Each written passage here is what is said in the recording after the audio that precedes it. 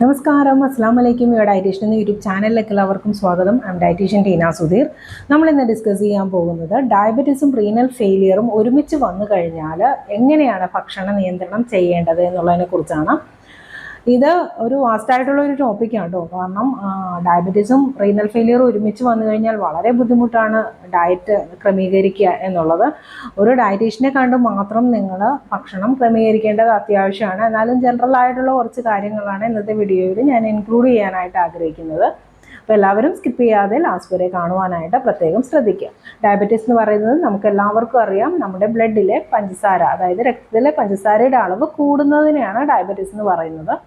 പണ്ടൊക്കെ diabetes reversible അല്ലായിരുന്നു. കാരണം ഒരു പ്രാവശ്യം ഡയബറ്റീസ് വന്നു കഴിഞ്ഞാൽ ജീവിതാവസാനം വരെ അത് നമ്മളെ പിന്തുടർന്നുകൊണ്ടിരിക്കും എന്നായിരുന്നു പണ്ടത്തെ സ്റ്റഡി അനുസരിച്ച് പറഞ്ഞിരുന്നത്. പണ്ടത്തെ സ്റ്റഡി അനുസരിച്ച് ഡയബറ്റീസ് റിവേഴ്സിബിൾ ആണ്. നമ്മൾ കറക്റ്റായിട്ട് പറയുകയാണെങ്കിൽ ശരിയായ ഭക്ഷണക്രമം, അതുപോലെ തന്നെ വർക്കൗട്ട്, കറക്റ്റായിട്ടുള്ള മെഡിക്കേഷൻ, ഇതൊക്കെ കൊണ്ട് ഡയബറ്റീസ് റിവേഴ്സിബിൾ ആയിട്ട് നിലനിർത്താനായിട്ട് സാധിക്കും. അതായത് ഷുഗർ നോർമലാക്കിയിട്ട് കംപ്ലീറ്റ് മെഡിസിൻസ് ഒക്കെ സ്റ്റോപ്പ് ചെയ്യുന്ന ഒരു അവസ്ഥയിലോട്ട് നമുക്ക് കൊണ്ടെത്തിക്കാനായിട്ട് സാധിക്കും. ഡയബറ്റീസിൻ്റെ ഒരു പ്രത്യേകത എന്ന് പറഞ്ഞാൽ ഇത് അൺകൺട്രോൾ ആണെങ്കിൽ, അതായത് ഷുഗർ ലെവൽ എപ്പോഴും കൂടി നിൽക്കുകയാണ്, നമ്മൾ ഭക്ഷണമൊന്നും നിയന്ത്രിക്കുന്നില്ല, വർക്കൗട്ടൊന്നും ചെയ്യുന്നില്ല, മെഡിസിൻസ് കറക്റ്റായിട്ട് എടുക്കുന്നില്ല എന്നുണ്ടെങ്കിൽ ഇത് പലതരം അസുഖങ്ങൾക്ക് കാരണമാകും. അതായത് പലതരം അവയവങ്ങളെ ഇത് ബാധിച്ചു തുടങ്ങും. അതിൽ മെയിനായിട്ടാണ് ഡയബറ്റിക് നെഫ്രോപ്പതി എന്ന് പറയും, കിഡ്നി ഫെയിലിയർ. ഡയബറ്റീസ് വളരെ കാലം അൺകൺട്രോൾ ആയിട്ട് തുടരുകയാണെങ്കിൽ അത് കിഡ്നിയെ എഫക്റ്റ് ചെയ്യുകയും ഡയബറ്റിക് നെഫ്രോപ്പതി എന്ന് പറയപ്പെടുന്ന ഒരു അസുഖത്തിലോട്ട് വഴിതെളിക്കുകയും ചെയ്യും. ഇങ്ങനെ ഒരു കണ്ടീഷൻ ആയിക്കഴിഞ്ഞാൽ പിന്നെ നമ്മൾ ചെയ്യേണ്ടതെന്ന് വെച്ചാൽ ഡയബറ്റീസ് കൺട്രോൾ ചെയ്ത് നിർത്തുക എന്നതാണ് വളരെ പ്രധാനപ്പെട്ട ഒരു കാര്യം. അതിനോടൊപ്പം തന്നെ കിഡ്നിക്ക് റെസ്റ്റ് കൊടുക്കുക. ഒരുപാട് പ്രോട്ടീൻ അടങ്ങിയ ആഹാര സാധനങ്ങൾ ഒരിക്കലും ഡയബറ്റിക് നെഫ്രോപ്പതി ഉള്ള പേഷ്യൻസിന് പറയാറില്ല. പ്രോട്ടീൻസ് അടങ്ങിയ ആഹാര സാധനം എന്ന് പറയുമ്പോൾ പയറ്, പരിപ്പ്, കടല, ഇതൊക്കെ വെജിറ്റേറിയൻ സോഴ്സ് ഓഫ് പ്രോട്ടീനാണ്. അതുപോലെ തന്നെ നോൺ വെജിറ്റേറിയൻ ഐറ്റംസ്, ഫിഷ്, അതുപോലെ ചിക്കൻ, ബീഫ്, മട്ടൺ, ഇതൊക്കെ അതിൽ പെടുമല്ലോ. ഇങ്ങനെയുള്ള പ്രോട്ടീൻ്റെ സോഴ്സ്, അതുപോലെ എഗ്ഗ്, ഇതൊക്കെ ഒഴിവാക്കുന്നതാണ് നല്ലത്. ഞാൻ നോൺ ഡയാലിസിസ് പേഷ്യൻസിനെ കുറിച്ചാണ് പറയുന്നത് കേട്ടോ. ഡയാലിസിസ് ചെയ്യുന്നവർക്കുള്ള ഡയറ്റ് അല്ല, ഡയാലിസിസ് ചെയ്യാത്ത ഡയബറ്റീസും അതുപോലെ തന്നെ റീനൽ ഫെയിലിയറും ഒരുമിച്ച് വരുന്ന പേഷ്യൻസിനുള്ള ഡയറ്റാണ് ഇത്. എൻ്റെ ഒരു സബ്സ്ക്രൈബർ ചോദിച്ചിട്ടാണ് ഞാൻ ഈ വീഡിയോ ചെയ്യുന്നത്. അവർ അത്യാവശ്യമാണെന്ന് പറഞ്ഞതുകൊണ്ടാണ് വളരെ പെട്ടെന്ന് തന്നെ ഈ വീഡിയോ ചെയ്യാനായിട്ട് ഉദ്ദേശിക്കുന്നത്. അപ്പോൾ ഞാൻ പറഞ്ഞു വന്നത്, പ്രോട്ടീൻ കുറവുള്ള ആഹാര സാധനം വേണം ഇവർക്ക് കൊടുക്കാനായിട്ട്. അതുപോലെ തന്നെ പൊട്ടാസ്യം മിക്ക റീനൽ ഫെയിലിയർ പേഷ്യൻസിനും കൂടുതലായിട്ട് കാണിക്കാറുണ്ട്. അതുകൊണ്ട് തന്നെ പൊട്ടാസ്യം കുറവുള്ള ആഹാര സാധനങ്ങളാണ് നമ്മൾ സാധാരണയായിട്ട് പറയാറ്. കരിക്കും വെള്ളത്തിലൊക്കെ നല്ല പൊട്ടാസ്യം കണ്ടന്റ് ഉണ്ട്. അപ്പോൾ ക്ഷീണം, തളർച്ചയൊക്കെ കാണുമ്പോൾ മിക്കവരും കരിക്കും വെള്ളമൊക്കെ ഈ പേഷ്യൻസിന് കൊടുക്കാറുണ്ട്. അതൊരിക്കലും ചെയ്യാൻ പാടില്ല. കരിക്കും വെള്ളം ഒഴിവാക്കുക. ഇലക്കറികൾ, പച്ച നിറത്തിലുള്ള ഇലക്കറികൾ നമ്മൾ സാധാരണ ഡയബറ്റിക് പേഷ്യൻസിന് പറയാറുണ്ട്. പക്ഷേ ഈ അവസ്ഥയിലുള്ള പേഷ്യൻസിന് ഒരിക്കലും ഇലക്കറികൾ കൊടുക്കാൻ പാടില്ല. കാരണം അതിൽ ഹൈ പൊട്ടാസ്യമാണ്.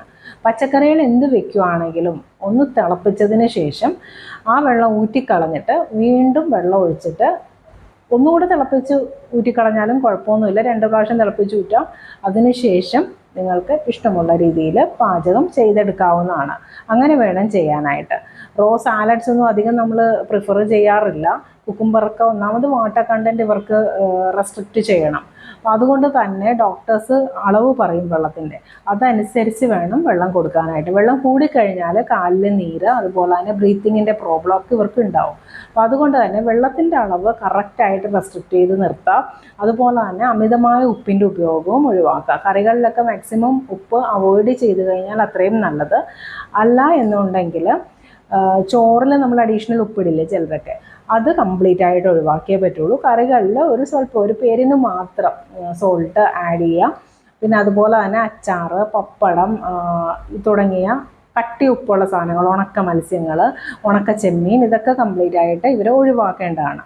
ടിൻ ഫുഡ്, അതുപോലെ സോഫ്റ്റ് ഡ്രിങ്ക്സ്, ബ്രെഡ്, ബണ്ണ്, ബിസ്ക്കറ്റുകൾ, ഇതിലൊക്കെ സോഡിയം കണ്ടൻറ്റ് കൂടുതലായിരിക്കും. എന്തായാലും നമ്മൾ പുറമേ നിന്ന് പാക്കറ്റ് ഐറ്റംസിലൊക്കെ സോഡിയം കണ്ടൻറ്റ് ഉണ്ടാവും.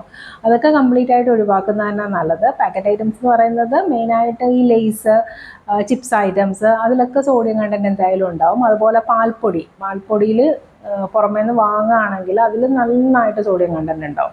അപ്പോൾ പാൽപ്പൊടിയൊന്നും നമ്മൾ അഡ്വൈസബിൾ അല്ല ഇവർക്ക് കൊടുക്കുന്നത്. പാല് കുടിക്കുകയാണെങ്കിൽ തന്നെ ആ വെള്ളത്തിൻ്റെ അളവ് കൺട്രോൾ ചെയ്തതിന് ശേഷം പാട മാറ്റിയിട്ട് പാലും വെള്ളമായിട്ട് യൂസ് ചെയ്യുന്നതാണ് എപ്പോഴും ബെറ്റർ. നമ്മൾ സാധാരണ ഷുഗർ പേഷ്യൻസിന് ഫ്രൂട്ട്സ് ഒക്കെ കുറച്ച് പറയാറുണ്ട്, പക്ഷേ ഇവർക്ക് കൊടുക്കാൻ പറ്റുന്ന, അതായത് റീനൽ ഫെയിലിയറും ഡയബറ്റീസും ഉള്ളവർക്ക് നമുക്ക് കൊടുക്കാൻ പറ്റുന്ന ഫ്രൂട്ട് എന്ന് പറഞ്ഞാൽ ആപ്പിള്, പേരയ്ക്ക, പപ്പായ, ഈ 3 ഫ്രൂട്ടാണ് കുറച്ചെങ്കിലും ബെറ്റർ. പപ്പായ ആണെങ്കിൽ ഒരുപാട് പഴുത്തത് പാടില്ല, അധികം പഴുക്കാത്ത പപ്പായ ആയിരിക്കണമെന്ന് മാത്രം. അളവ് കുറച്ചിട്ട് 1-2 കഷ്ണമായിട്ട് കൊടുക്കാം, ജ്യൂസ് അടിച്ച് പാടില്ല. ഒരിക്കലും ഫ്രൂട്ടായിട്ട് മാത്രമേ ഇവർക്ക് കൊടുക്കാൻ പാടുള്ളൂ.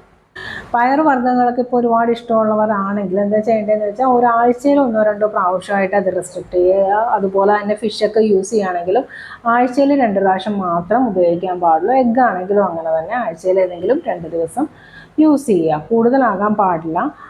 ചിക്കൻ ആണെങ്കിൽ ആഴ്ചയിൽ ഒരിക്കൽ മാത്രം ഉപയോഗിക്കാം. ബീഫ്, മട്ടൺ കംപ്ലീറ്റ് ആയിട്ട് ഇവർ ഒഴിവാക്കേണ്ടതാണ്. നമുക്ക് അത്യാവശ്യം ബോഡിയുടെ പ്രവർത്തനങ്ങൾക്ക് പ്രോട്ടീനും ആവശ്യമാണല്ലോ. അപ്പോൾ അതുകൊണ്ടാണ് ആഴ്ചയിൽ 2 പ്രാവശ്യം മാത്രം പയറ്, പരിപ്പ്, കടല ഇങ്ങനെയുള്ള വെജിറ്റേറിയൻ സോഴ്സ് ഓഫ് പ്രോട്ടീനൊക്കെ പറയുന്നത് കേട്ടോ. കൂടുതലാവരുത്. ക്വാണ്ടിറ്റി ശ്രദ്ധിച്ചിട്ട് വളരെ കുറഞ്ഞ അളവിൽ മാത്രം യൂസ് ചെയ്യാനായിട്ട് നോക്കാം. സാധാരണ പച്ചക്കറികൾ എന്ത് വേണമെങ്കിലും ഉപയോഗിക്കാം. കിഴങ്ങ് വർഗ്ഗമൊന്നും വേണ്ട കേട്ടോ. ഡയബറ്റീസ് ഉള്ളതുകൊണ്ട് ഇവർക്ക് കിഴങ്ങ് വർഗ്ഗം പാടില്ല. ബാക്കിയുള്ള പച്ചക്കറികളൊക്കെ ഉപയോഗിക്കാം. ഞാൻ പറഞ്ഞ പോലെ ഒന്ന് ലീച്ച് ചെയ്തിട്ട്, അതായത് ഒന്ന് തിളപ്പിച്ച് വെള്ളം കളഞ്ഞതിന് ശേഷം മാത്രം യൂസ് ചെയ്യാം. രാവിലെ ബ്രേക്ക്ഫാസ്റ്റിന് ഏറ്റവും കൊടുക്കാൻ പറ്റുന്ന പത്തിരി കൊടുക്കാം, അതുപോലെ അപ്പം, വെള്ളയപ്പം കുഴപ്പമില്ല, നൂലപ്പം കൊടുക്കാവുന്നതാണ്, പുട്ട് കൊടുക്കാവുന്നതാണ്.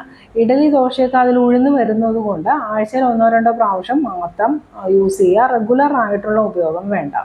ഇതിൻ്റെ കൂടെ എന്തെങ്കിലും പച്ചക്കറികൾ മാത്രം ഉപയോഗിക്കുക. ഇപ്പോൾ സാമ്പാറൊക്കെ കൊടുക്കുകയാണെങ്കിൽ തന്നെയും അതിൽ പരിപ്പിടാത്ത സാമ്പാർ, പരിപ്പ് ഒഴിവാക്കിക്കൊണ്ടുള്ള സാമ്പാർ വെറുതെ വെച്ചിട്ട് സാമ്പാർ പൊടിയൊക്കെ ഇട്ട് മിക്സ് ചെയ്ത് അങ്ങനെ കൊടുക്കാവുന്നതാണ്. തക്കാളി കംപ്ലീറ്റ് ഒഴിവാക്കണം കേട്ടോ. ഇപ്പോൾ സാമ്പാറൊക്കെ വയ്ക്കുകയാണെങ്കിൽ തന്നെയും തക്കാളി ഒഴിവാക്കുന്നത് തന്നെയാണ് നല്ലത്. ഇട സമയത്ത് വിശക്കുവാണെങ്കിൽ ഒരു 10-11 മണിയൊക്കെ ആകുമ്പോൾ ഞാൻ പറഞ്ഞ അലൗഡായിട്ടുള്ള ഫ്രൂട്ട് ഏതെങ്കിലും ഒരു കഷ്ണം കൊടുക്കാവുന്നതാണ്. ഉച്ചയ്ക്ക് ചോറ് കുറഞ്ഞ അളവിൽ കൊടുക്കാം. വെജിറ്റബിൾ ലീച്ച് ഔട്ട് ചെയ്തിട്ട് ഇവർക്ക് കൊടുക്കാവുന്നതാണ്. പിന്നെ നമുക്ക് കൊടുക്കാവുന്നതെന്ന് വെച്ചാൽ ഇപ്പോൾ അധികം പുളിയില്ലാത്ത തൈര് കൊടുക്കാവുന്നതാണ്. അത് വലിയ പ്രോബ്ലം ഇല്ല. പിന്നെ അച്ചാറ്, പപ്പടമൊക്കെ ഒഴിവാക്കാം.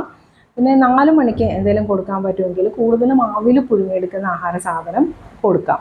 മധുരമൊന്നും ഇടാതെ വെറുതെ അട പോലെ കരിപ്പൊടി വെച്ചിട്ട് ഉണ്ടാക്കിയെടുക്കുകയാണെങ്കിൽ ബെറ്ററാണ്.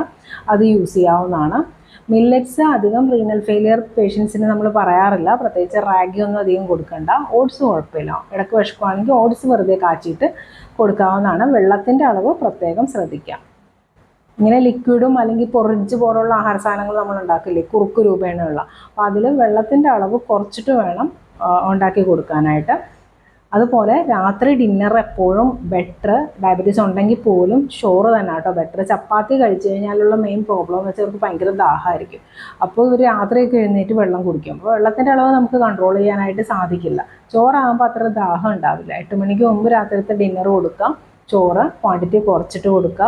ചോറിലും ചപ്പാത്തിയിലും കാലറി ഒന്നും വലിയ വ്യത്യാസമൊന്നുമില്ല. കാലറിയൊക്കെ ഏകദേശം സെയിം ആണ്. ചപ്പാത്തി കുറച്ച് ഫൈബർ ഉള്ളതുകൊണ്ടാണ് നമ്മൾ കൂടുതലായിട്ട് അത് പ്രിഫർ ചെയ്യുന്നതെന്ന് മാത്രം. അതുകൊണ്ട് റീനൽ ഫെയിലിയർ ഉള്ളവർക്ക് ഡയബറ്റീസ് ഉണ്ടെങ്കിൽ പോലും രാത്രിയിൽ ചോറ് കൊടുത്താൽ മതി, അളവ് കുറച്ചിട്ട് കൊടുക്കാം. അതിൻ്റെ കൂടെ പച്ചക്കറി ഉപയോഗിക്കാം. പിന്നെ ആഴ്ചയിൽ 2 ദിവസം ഫിഷ്, പയറുവർഗ്ഗങ്ങൾ, പ്രോട്ടീൻ റിച്ച് ആഹാര സാധനങ്ങൾ ആഴ്ചയിൽ 2 ദിവസമായിട്ട് മാത്രം റെസ്ട്രിക്റ്റ് ചെയ്യാം. ഡിന്നർ ഇപ്പോൾ 8 മണിക്ക് മുമ്പ് കഴിക്കുകയാണെങ്കിൽ ചിലർക്ക് രാത്രിയൊക്കെ ആണെങ്കിൽ മെഡിസിനൊക്കെ കഴിക്കുന്നതുകൊണ്ട് തന്നെ വല്ലാത്ത വിശപ്പായിരിക്കും. അങ്ങനെയുള്ളവർക്ക് മധുരം ഇടാതെ ഒരു ഗ്ലാസ് പാലും വെള്ളം രാത്രി കിടക്കുന്നതിന് 1/2 മണിക്കൂർ മുമ്പ് കൊടുക്കാവുന്നതാണ്. ഇതിൽ വെള്ളത്തിൻ്റെ അളവ് പ്രത്യേകം ഒന്ന് ശ്രദ്ധിക്കുക. ഡോക്ടർ എത്രയാണ് പറഞ്ഞിരിക്കുന്നതെന്ന് വെച്ചാൽ ആ ഒരു ക്വാണ്ടിറ്റി വെള്ളം മാത്രമേ കൊടുക്കാൻ പാടുള്ളൂ. അതെല്ലാം ഉൾപ്പെടും. സാധാരണ കുടിക്കുന്ന വെള്ളം മാത്രമല്ല, നമ്മൾ ചായ, കോഫി, പാലും വെള്ളം എന്തോ ആണെങ്കിലും എല്ലാം കൂടി ഇപ്പോൾ 4 ഗ്ലാസ്സൊക്കെ പറഞ്ഞിട്ടുള്ളെങ്കിൽ അതിൽ തന്നെ ഉൾപ്പെടുത്താനായിട്ട് ശ്രദ്ധിക്കാം. വെള്ളമാണ് മെയിൻ. വെള്ളം ഒരിക്കലും കൂടാതിരിക്കാനായിട്ട് നോക്കാം. ജസ്റ്റ് കുടിക്കുകയാണെങ്കിൽ തന്നെ സിപ്പായിട്ട് കുടിക്കുക. അപ്പോൾ വലിയ ദാഹം ഉണ്ടാവില്ല. ഇടവിട്ട് ചെറിയ സിപ്പായിട്ട് കുടിക്കാനായിട്ട് നോക്കാം.